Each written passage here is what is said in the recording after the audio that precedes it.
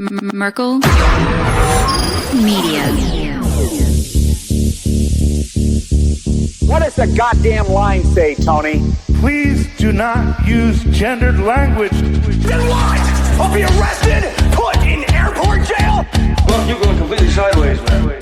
It's a big club, and you ain't in it. How dare you?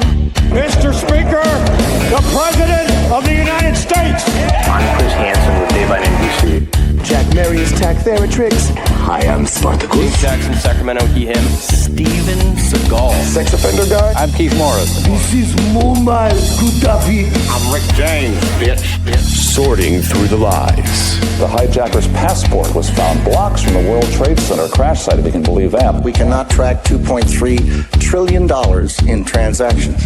And uncovering the centuries-long plan for world domination. Learning about Cuba, having some food. Let's talk about Chinese people. Have you ever been in a Turkish prison?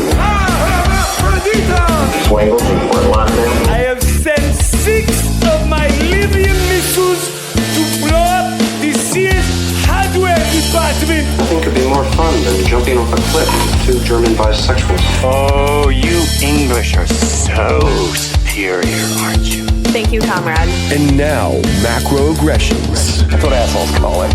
With your host, Buddy, I don't know who you are, but you're about to get chlamydia. Charlie Robinson. Hey, Whitey, where's your hat? You want to drop the blame on Charlie and say it's all Charlie's fault. He was a retard. I get some goddamn diuretic.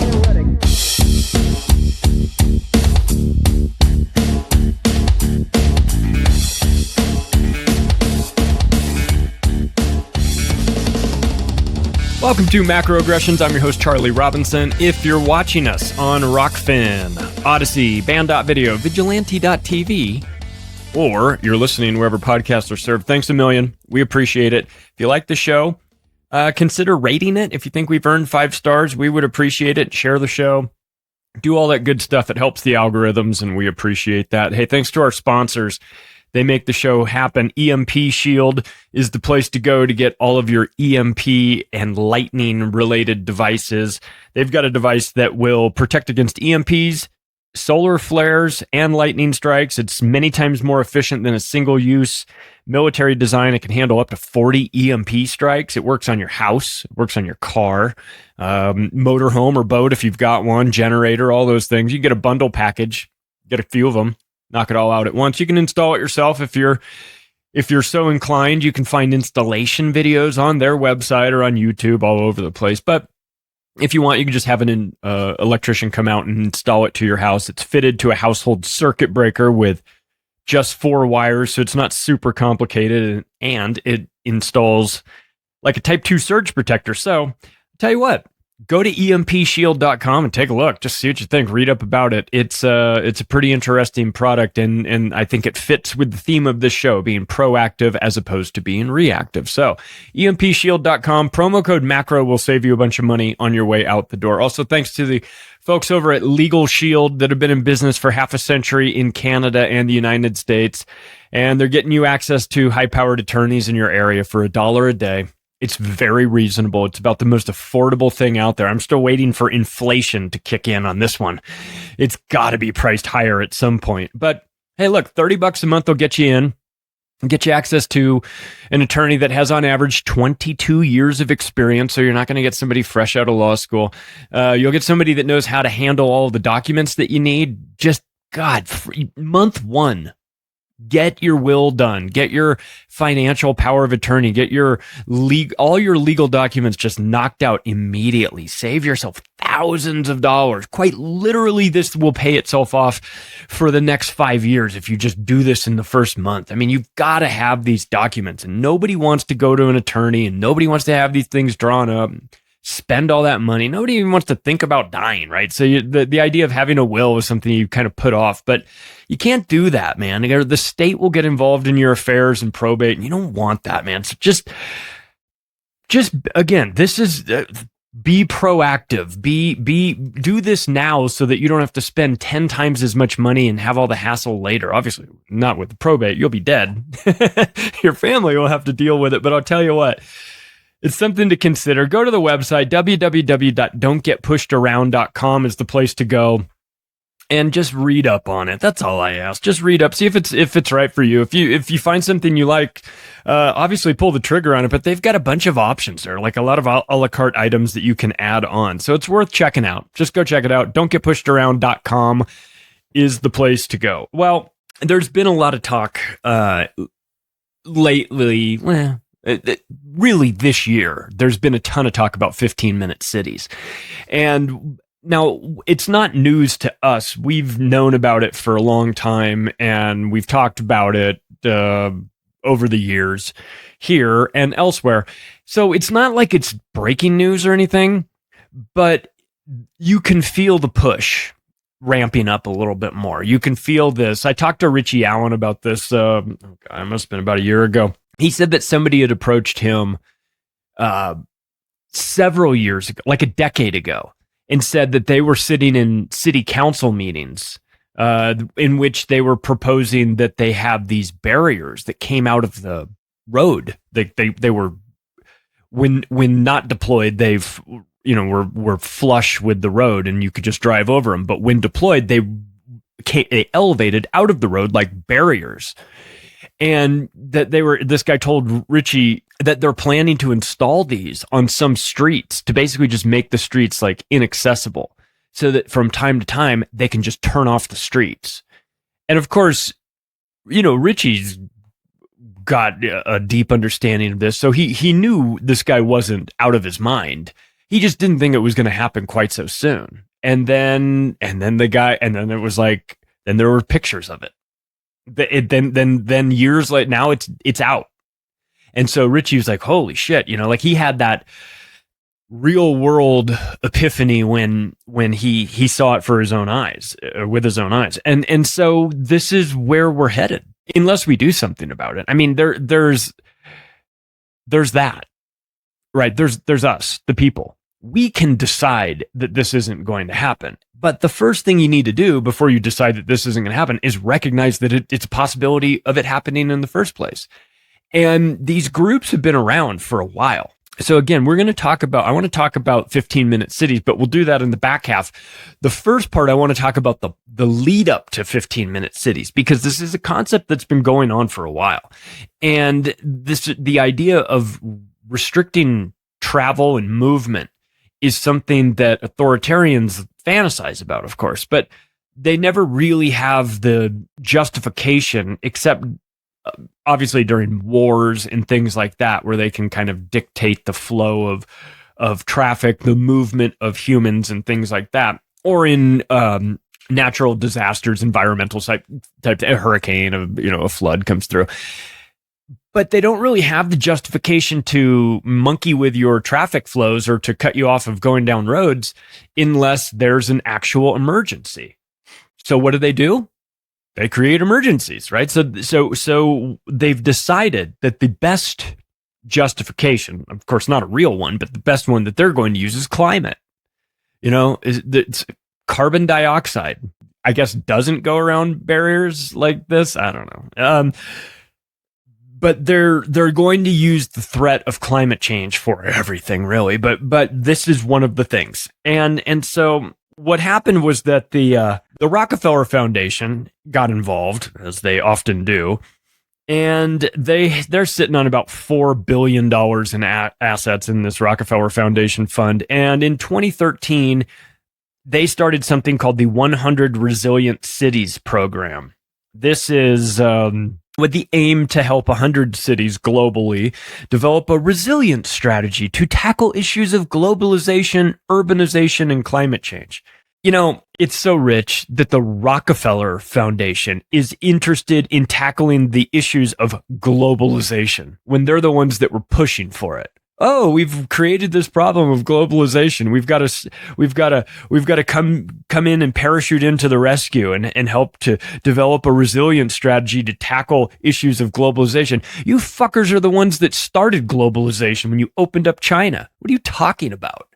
Pathological liars in the Rockefeller Foundation are very concerned with urbanization and also climate change. What a surprise, climate change, right? So they identified that there were three major challenges. There were physical challenges, social challenges, and economic challenges. And so what they did was they put together what they called a roadmap to resilience with four main pathways. So are you ready for some horse shit? Because here it comes.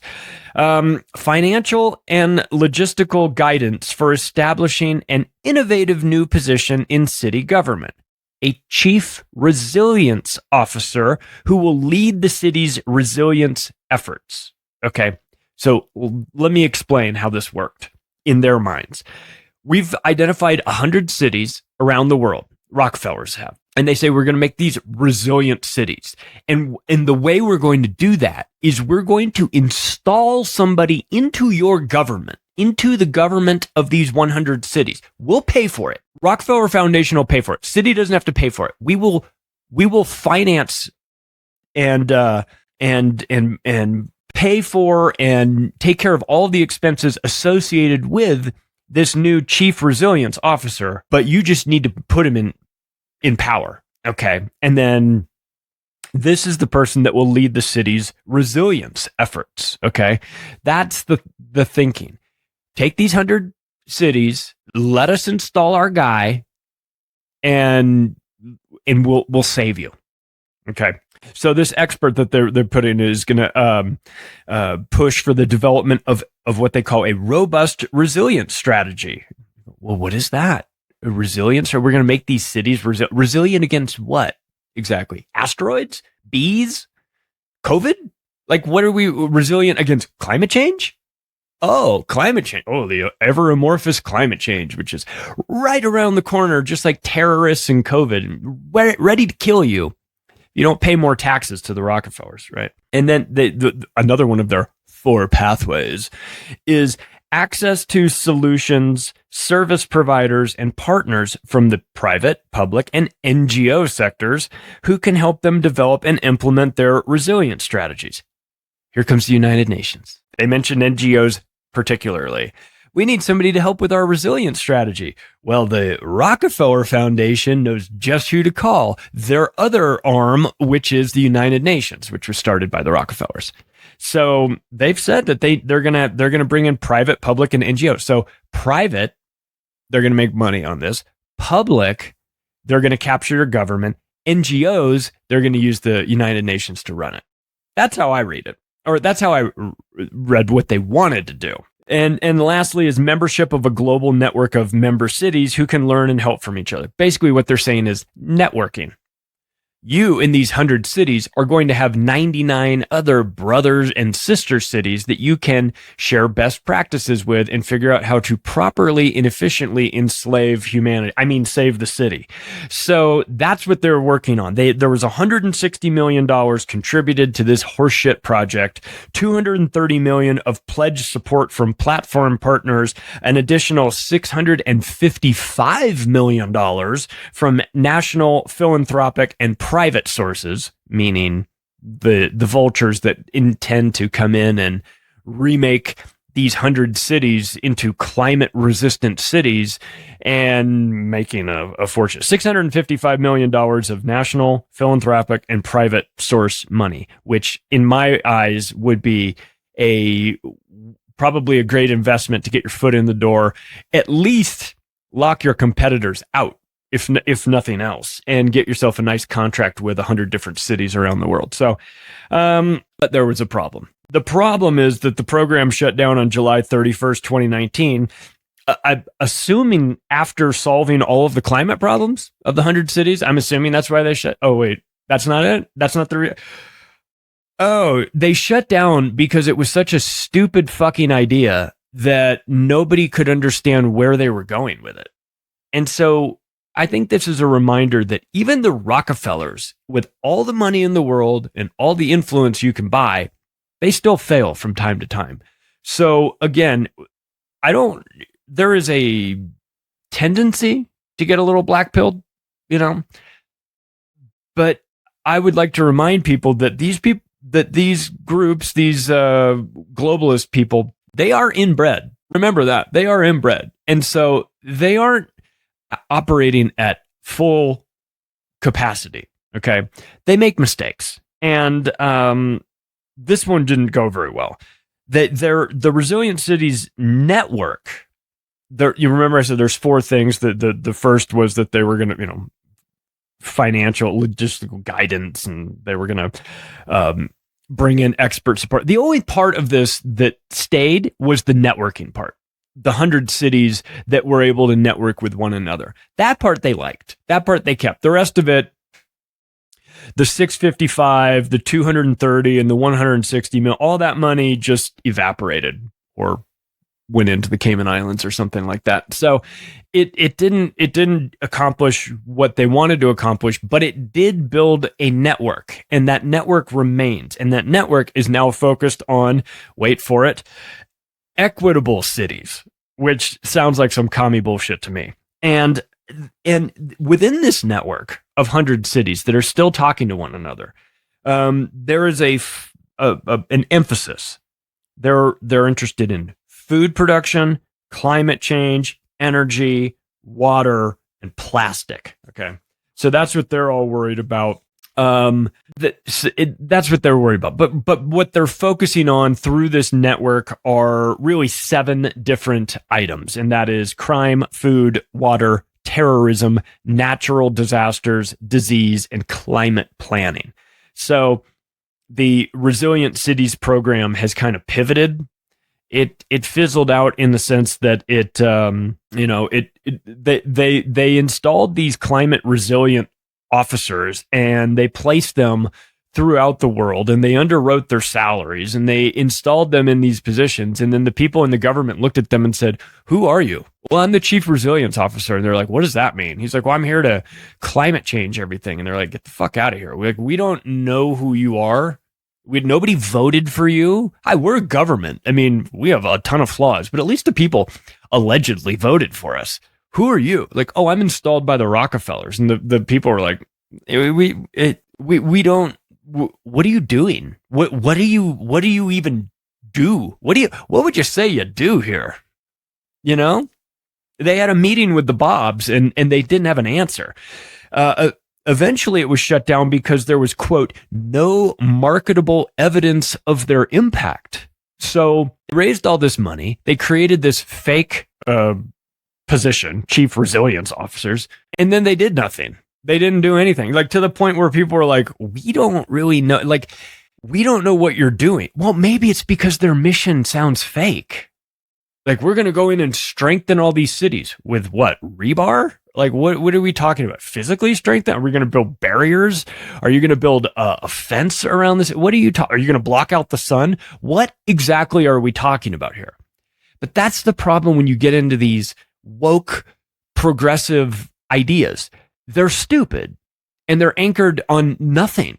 And they're just filled with buzzwords. And when you go, okay, great, it's 8 a.m. Monday morning, what is the first thing you're going to do? They're like, be stunning and brave. Like, that is not a strategy. That is what busybodies on the left do to make themselves feel like they're building an equitable society, when really all they're doing is trying to, like, tamp down their guilt, their white guilt for being perceived to be at the top of the totem pole somehow. I don't know. But they shut these places down because everyone just went, you guys aren't really doing anything. But that's not going to stop the Rockefellers, okay? They didn't get to where they are by giving up. So what they wound up doing is that they now pivoted to focusing on the Atlantic Council. With $30 million for the Adrian Arsh Rockefeller Foundation Resilience Center, a name that just glides off of the tongue, obviously. So they put $30 million towards this. This is the Resilience Center component of the Atlantic Council. And then they put another $12 million to transition all of their people that were still left at the 100 Resilient Cities program. And they moved them from there, this program that the Rockefellers now shut down, and they transitioned them all with $12 million to do that, to grease it all up so you can just slide those people right over to the Atlantic Council, which is NATO. And so they're now running the show. Feel better? Feel better about things? Atlantic Council is on the job. They're going to get right to the bottom. If there's one thing I know that NATO cares about, it's resilient cities. as they're carpet bombing them, right? Let's talk about the Strong Cities Network. This is the United Nations, and this started in 2015. This is a global network of cities that is dedicated to addressing, I can't even get this out of it. It's just buzzwords.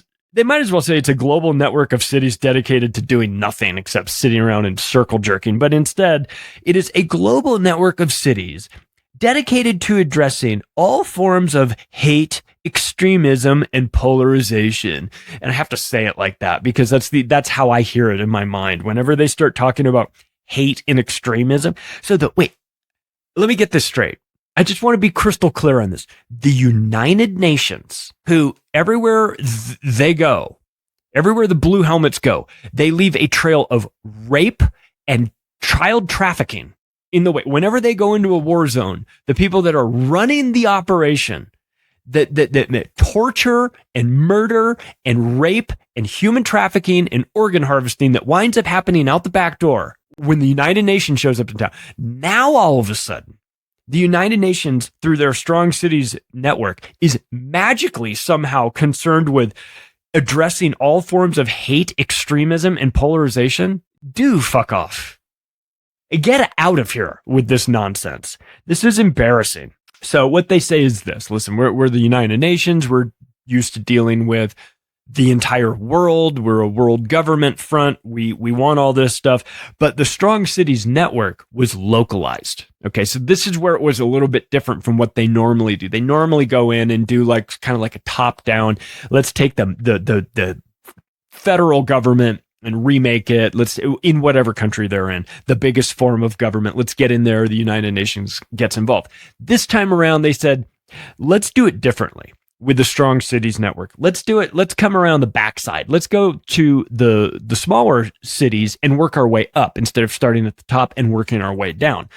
And of course, it's not to say that they're going to give up on the top-down approach. They're probably going to be doing that at the same time, but they're going to maybe meet somewhere in the middle here. But there's buzzwords galore on the website. It's all about, they're worried about hate. Everything is like, you read it and you're just like, I guarantee you I know what the person that typed this, his hairstyle looks like. You know what I mean? You can feel it. And then they start to talk about a concept that they've rolled out called the Young Cities Program for, I'm assuming, indoctrinating kids, because Marxists love this, and people that are up to no good definitely want to go after the kids. And so this is kind of where they obviously, I'm no fan of anything that they're doing, but when they start to target the kids, then you've got to stand up against this. You should probably stand up against it regardless, but the kids component should be the line in the sand, because you can see almost the wheels turning with them. Like, if we get them young, if we can convert them young in these young cities programs, then we can get an entire generation to believe this ideology. And so now, 25 years from now, it'll be less effort on their part to convince you that climate change is real, global warming is going to kill you, you have to live in a 15-minute city.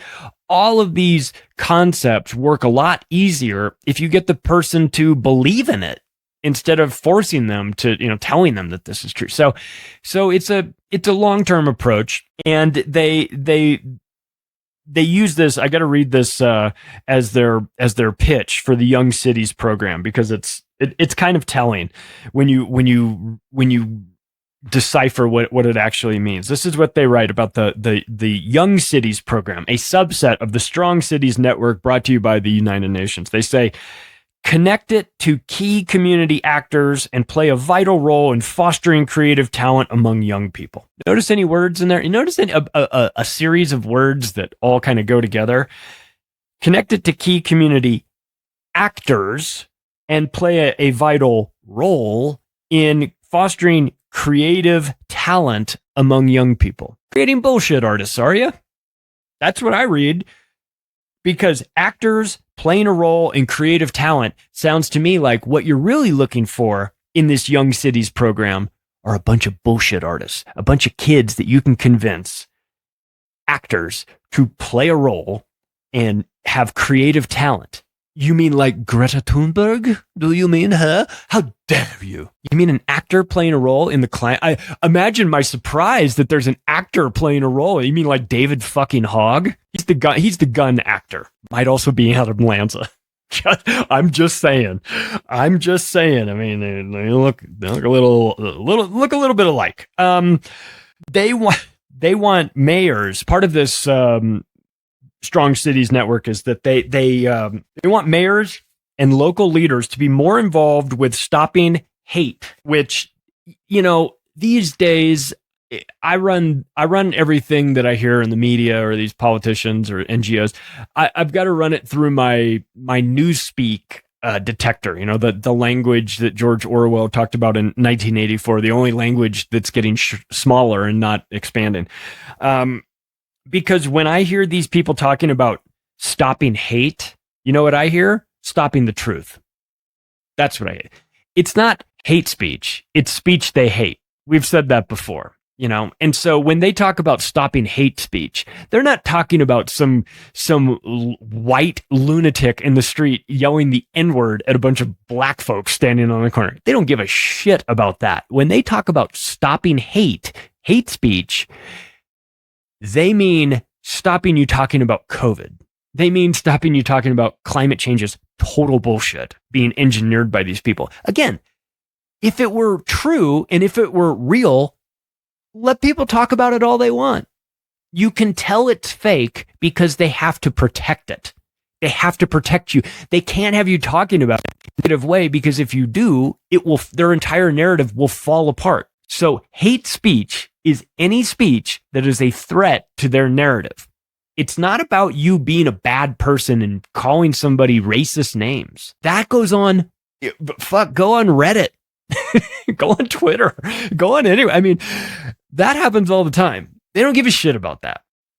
And that's not what that is. So when you read like they're concerned about hate speech, you need to put that through your own internal thesaurus, which you comes out the other way. You go, oh, hate speech is not what they think it is, So extremism is a priority for them. I'd love for them to define what extremism is. You mean extremism like the Rockefellers taking over an entire country, slaughtering people at in Colorado in the late 1800s, burning their camp to the ground? You mean that sort of extremism? Because the Rockefellers know a thing or two about that. Financing both sides of World War II? What about that? Is that extremism?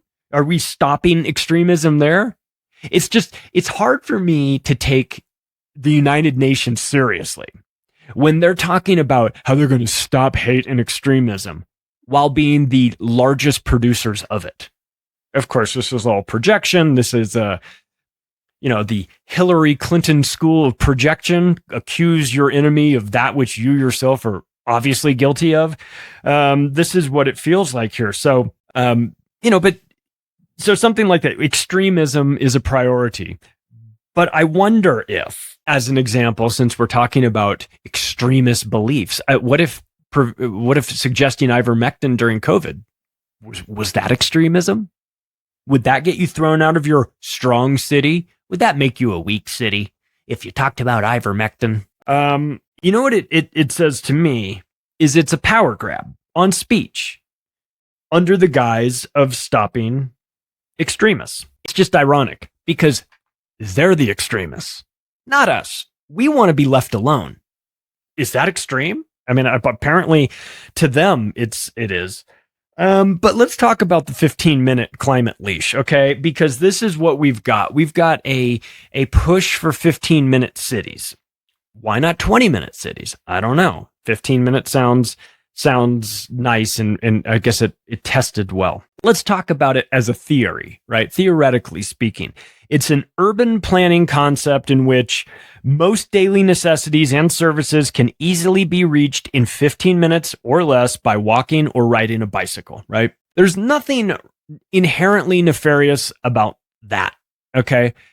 In truth, if you live in a big city like New York, Los Angeles would not be a good example of this. Los Angeles is definitely not a 15-minute city. But if you live in New York City, you can get just about anywhere you need to go in 15 minutes of walking or riding a bike. You might get run over riding your bike in New York City, but theoretically, you could do a lot of that stuff. We're talking about mixed use development, right? So I come out of real estate. Mixed use development would be an example. Retail on the ground floor, apartment units on the top floor, and maybe a mix of office in the middle, right? You've got a 30-story building, and you've got the top 10 floors are high-end condos, and the middle part is office space, and then the lower floor is ground floor is retail. There might be some retail in the basement level as well, and things like that. So it's a mixed use. It's real estate that has multiple uses, as opposed to residential designation or commercial or office. This is one that sort of it's a hybrid. It gets a little of both. Not a new concept. Been around for a while. Nothing new about this. San Francisco would have been a good example of a 15-minute city where you could get anywhere biking and walking.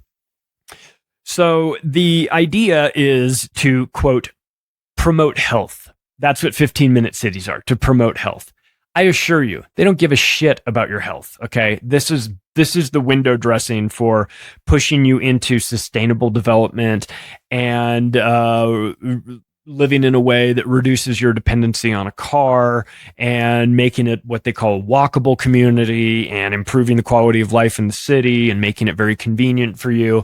Okay, all of those things are real, and all of those things are not a problem. The problem is, so 15-minute cities will present themselves if you've got the right mix of real estate and people and jobs and transportation and whatever. I don't think anybody has a problem with the concept of living in a city. This isn't new, okay?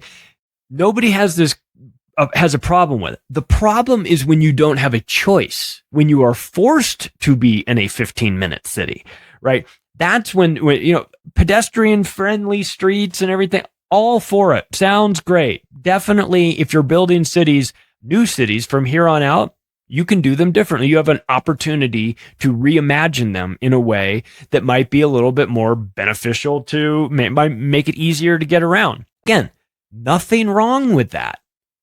The problem is when you put the restrictions on, right? And the things that the 15-minute cities are focused on is work, shopping, education, healthcare, and leisure. And if they can get all 5 of those things to be within 15 minutes, a 15-minute radius, any direction you want to go, then they think that you have no reason to leave. And maybe on a day-to-day basis, you do have no reason. Monday through Friday, you're going to work, getting kids to school, going to the doctors, got to go to the grocery store, want to go to the movies. All that stuff is within your 15-minute. Good for you. What a bonus. How convenient. Probably don't need a car. That's why nobody in New York City has a car. Well, most people don't have a car.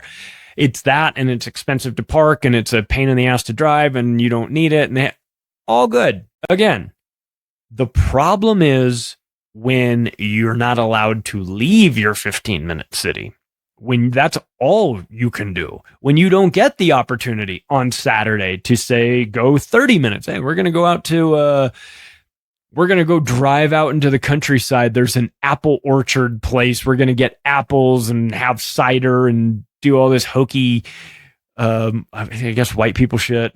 And that's what we're going to do on our Sunday afternoon, right? What the United Nations is saying is, no, you're not. You're not doing that. You're not leaving your 15-minute city. The reality is this, okay? So the sales pitch is 15-minute cities. Isn't this convenient? You've got everything that you want right within walking distance. You never need to leave.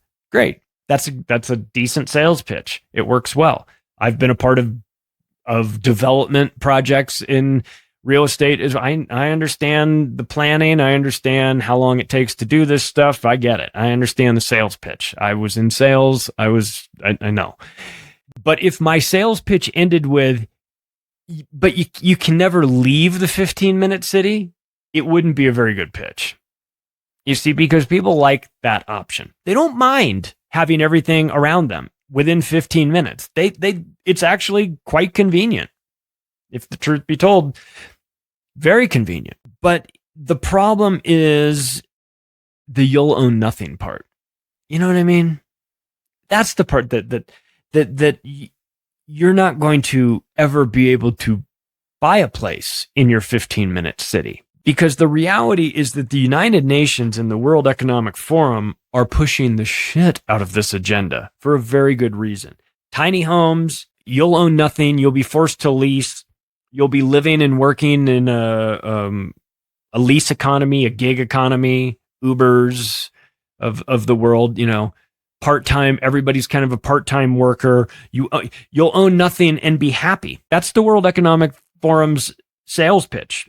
We know this. You'll own nothing and you will be happy. That's what they say. Part of the reason why you'll own nothing is because you won't ever be able to make enough money to buy the things. They will have already been bought by BlackRock and Vanguard and the like, and you will be forced to lease them. So you won't own a car because cars won't be allowed for private use. You might own a bike. You might lease a bike eventually. You definitely won't be able to leave, though. And that is the problem. And this woke green agenda that everything is determined whether or not it's good based on its pollution or carbon dioxide output or something like this. This is the driving factor. This is the engine that's driving this, is that in order to justify the 15-minute cities, you have to convince the public that there is a climate emergency that warrants you not being able to drive your car or leave this place or whatever. This is their fantasy, is to categorize everything on Earth and also put you into a 15-minute, put the sheep into a pen that is 15 minutes by 15 minutes by 15 minutes by 15 minutes. It's just, or if it helps you to think, it's just a 15-minute radius paddock for the sheep. That's where they want you. They say, listen, you guys don't really need to leave here anyway. What do you need? You got everything you need here, right? You've got work, shopping, education, healthcare, and leisure. What else do you want? You need to go to another city? We have Zoom. Conduct the meeting that way. No, I'm going to my cousin's wedding in another city. Oh, no, you're not. No, we don't do that anymore. No, perhaps you didn't get the memo. We're in the middle of a climate emergency, and we have emergency powers, and those emergency powers say, according to our new constitution, you cannot go. According to you understand that the United Nations is now running this. And so they said they have authority during a climate emergency, and this is an emergency, and so therefore you can't go to the wedding. Well, when is the emergency going to be lifted? When the threat of global warming has subsided. When is that going to be? The answer is never. This is the plan. They're slowly, incrementally, totalitarian tiptoeing you into a 15-minute sheep pen. And they're using the scam of climate change to force people together, maybe even into a concentration of people. As you force them together, you concentrate the people into a group. I wonder where that would lead to, a concentration of people in a group, in a city that they can't get out. You mean like the Warsaw Ghetto, where you couldn't leave? That's a 15-minute city. How'd that work out? Not well. Travel restrictions. Carbon consumption taxing, full tracking. Look, they're going to know where you are. You can't leave the 15-minute city. So, but within that, they're going to know what you're doing and what you're buying. Everything's trackable, right? The electronic vehicle push is not about saving the planet. We know this because there's nothing about African child slaves mining cobalt that says, hooray, we're saving the planet. We know that this is a gigantic scam. We understand the rare earth minerals, the acquisition process, refining process, all the stuff that goes into these batteries that are used by these electric vehicles. which cannot be recycled and wind up getting put into a landfill. Nothing about this is green. Nothing about this is saving the planet. All of it is about transforming and managing behavior modification of the sheep. Okay. And so they want to control your movement. How do you control your movement in an electric vehicle? Well, that's real easy. You just geofence them. They can't go outside of the 15-minute city. Or you put them in the new robot taxis. Have you seen those? I saw those in Austin, all over the place. So the robot taxis that's easy. You can just set up so they can't leave the area either. No-go zones. What would be the no-go zone? Would be where the rich people live, I would suppose. Definitely would be the airport. You're not going to be able to get on a plane to leave your 15-minute city because you're not going to be able to find a way to get to the airport. Good luck on your bike. They'll be shooting you like East Germany. You're like trying to ride off on your bike, and they're like guys in the watchtower like taking shots at you. But this is no privacy in your 15-minute city. Everything is surveilled. Facial recognition cameras everywhere. Geofenced. You can't leave. Your car couldn't leave if you had one. Your bike will be tagged. Bike can't leave. You're stuck. Now, depending on how nice your 15-minute city is, and depending on how docile and dumbed down you are, you may never want to leave. You may be fine with that. I remember, I have to tell you this story, which is completely off topic, but it just kind of blew my mind. I remember when I was in Tucson many, many years ago, I was at a diner, like a Denny's or something. And there was a couple sitting behind me, and I was overhearing their conversation with the waitress. And if you know what Flo, who Flo was from Mel's Diner, that show, if you're old like me, it just like oh honey, like Southern type lady, like, oh hey, what can I get you for breakfast? Like one of those. And the couple behind me is asking her like, hey, we were in Tucson, Arizona, by the way, which is like an hour and a half away from Phoenix. And they say, hey, could we ask you something? Like we're new here, we've never been. Is it worth going to Phoenix? Like, is that worth the hour plus, like hour drive to Phoenix? Like, is there much to do over there? And she goes, oh, honey, I couldn't tell you. I was born and raised in Tucson and I've never left. And I was like, I turned around. I was like, holy shit. Are you kidding me? You've never left Tucson and you're like in your 60s?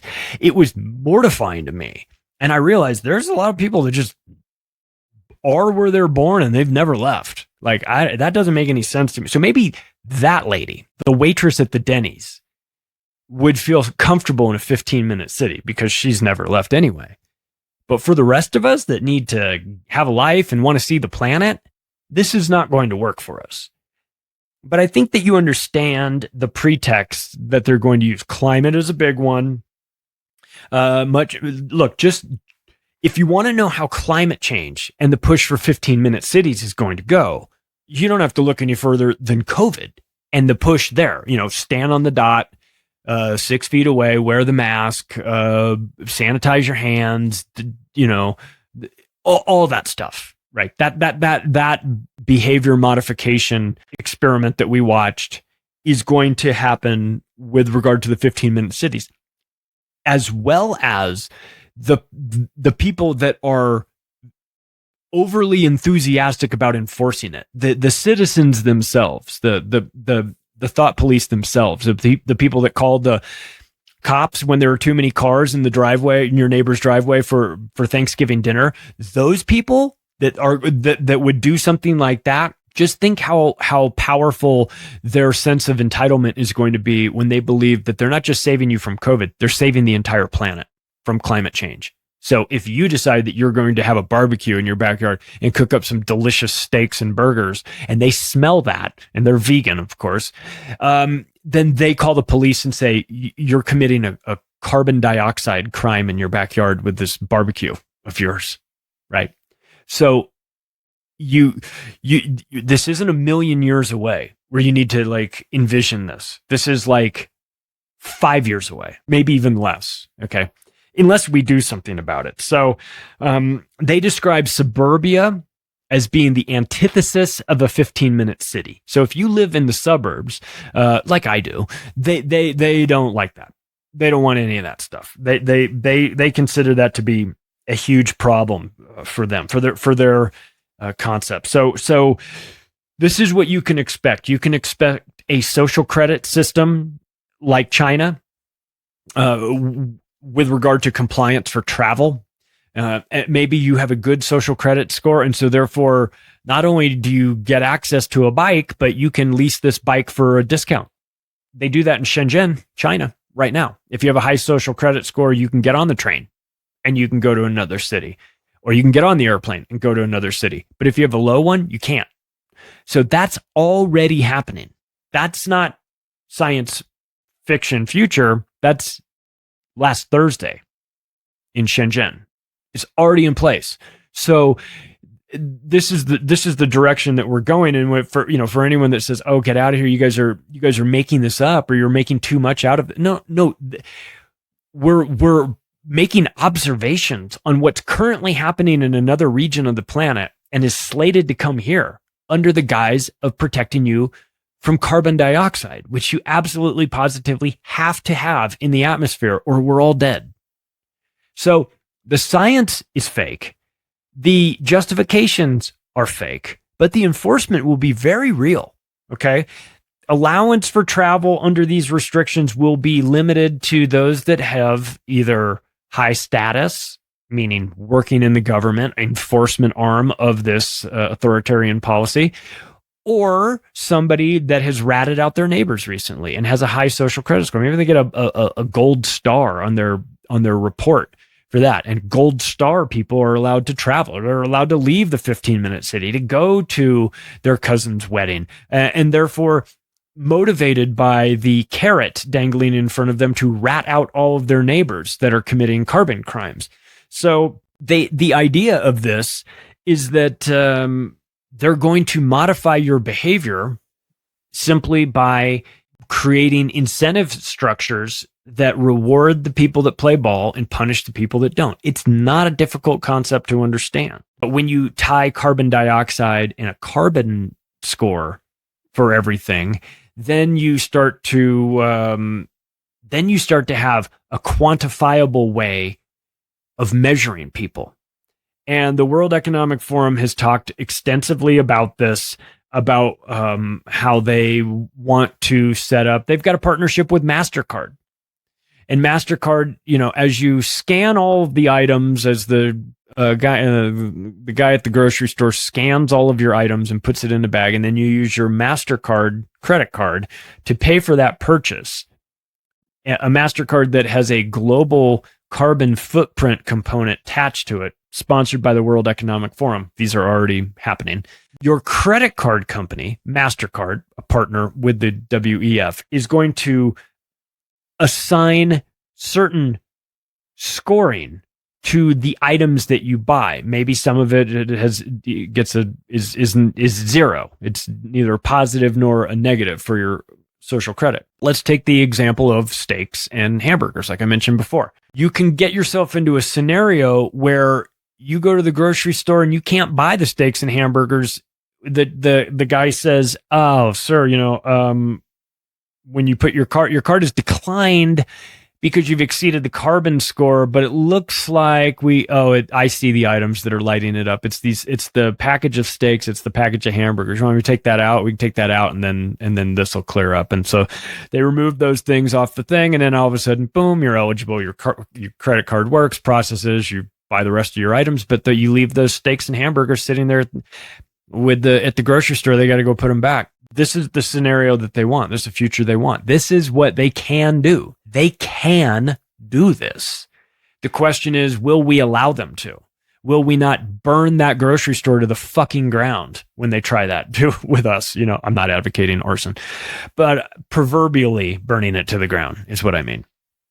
So what is to stop your 15-minute city from becoming an open air prison or a gulag or a ghetto or, whatever? A lack of maintenance, lack of government services, too many people with a low social credit score, and now all of a sudden the trash company refuses to come and pick out the trash because there's too many people with low social credit scores. So now the trash piles up. Now the diseases pile up, and guess what? You got all these people crammed in together, and you've got diseases, and unhealthy environments, and then the problem just kind of takes care of itself, right? That's how they see it. Now, this is not, again, I'm not going into a meditative trance like Nostradamus and writing quatrains predicting this stuff. I don't need to predict it. You can go to the World Economic Forum's website, weforum.org. Read all about it. Read all about their plans for this stuff. You know, you've heard about the Great Reset, right? It came out in June of 2020, 3 months after COVID. I'm sure a gigantic coincidence, right? We intend to roll out this program that's going to transform society. Oh, what do you know? A virus just came out of nowhere 3 months ago. So they launched it. They had Prince Charles announce it, don't you know? That little Vienna sausage-fingered king of yours. He launched it because he cares about the environment a ton, as we all know. And he talked about stakeholders, which is gobbledygook for the elites owning everything. You think you're going to have a stake in this. You're not even going to get an actual stake out of this. You're going to get jack shit. This is the way it's set up. This is the reimagining capitalism. We're not shareholders anymore. We're stakeholders. Like, what does that mean? It means you're getting nothing. They've also described this as instead of the New World Order, the liberal world order.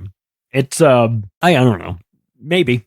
I don't. It's not just liberals though, because BlackRock is definitely on board with this, and they've got a bunch of right-leaning people in there too. They're woke tards, but they're only woke because they understand what this scam is. If you can transform society and be the ones in charge of everything, you're indestructible at that point. So, But the Great Reset talked about smart cities. They talked about you'll own nothing. They talked about you'll eat the bugs. But there's another component to this that I think people need to really wrap their heads around. When you talk about the concept of a 15-minute city and the ability to enforce things within it. Because there's a lot of us that go, well, I just wouldn't participate in this. I would be as defiant as I could. I'd be a huge problem everywhere I can. Good. You should be. Please do that. But they have a trick up their sleeve. And I've said this before. I'll say it again. Central bank digital currencies are the hill to die on with regard to if they get them implemented, it's over for us.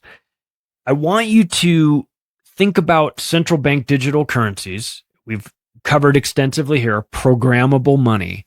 And I want you to think about them in conjunction with the 15-minute city concept. Maybe they would set it up in a way so that your money only works within 15 minutes of your home. Think about that for a second. 15-minute wallet for your 15-minute city.